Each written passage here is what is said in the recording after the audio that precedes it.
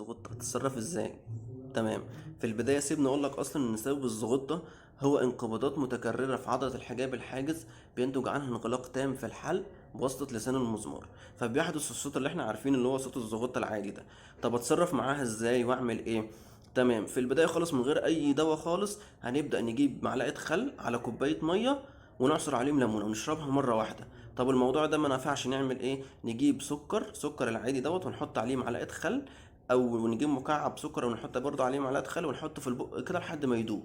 ده ان شاء الله يجيب نتيجة. طب لو ده وده ما نفعش، طبعا ده كله مع حبس النفس، احنا ناخد نفس ونحبسه ونبدأ نعمل الحاجتين اللي انا قلت عليهم دول. طب كل ده ما نفعش، نجيب بقى كوباية لبن ونحط عليها معلقة قرنفل على ريق النوم، ان شاء الله ده باذن الله يجيب نتيجة. طب الموضوع بقى ده كله ما نفعش وكده، هنلجأ بقى اللي احنا نتعامل بالادوية. طب نجيب ايه؟ نجيب حاجة اسمها سبازيولانس دوت، فيلم كده بيتحط على اللسان بيدوب على طول.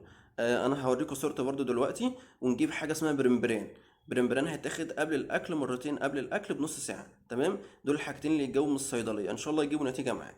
بس خلي بالك ان الموضوع دوت ممكن يستمر لشهور وممكن يفضل لسنين مع ناس معينه. ده طبعا مش هيبقى كده وخلاص، لا لازم نحول للدكتور. لانه ممكن يكون نتيجه حاجه في مخ واعصاب، حاجه في الجهاز الهضمي، حاجه التهابات رئويه حاده، فلازم يتحول للدكتور لو الموضوع استمر يعني اكتر من 3 ايام او اكتر من اسبوع بالكتير. تمام. يعني كان في على سبيل الطرفة كده كانوا بيقولوا ان كان في فلاح امريكي فضلت الزغطة معاه 35 سنة. ده كان بيقولوها كده يعني. تمام. وان شاء الله بالنسبة للاطفال بقى، الزغطة اللي بتيجي للاطفال وكده ان شاء الله هنعمل لها فيديو تاني يعني. تمام. شكرا جدا.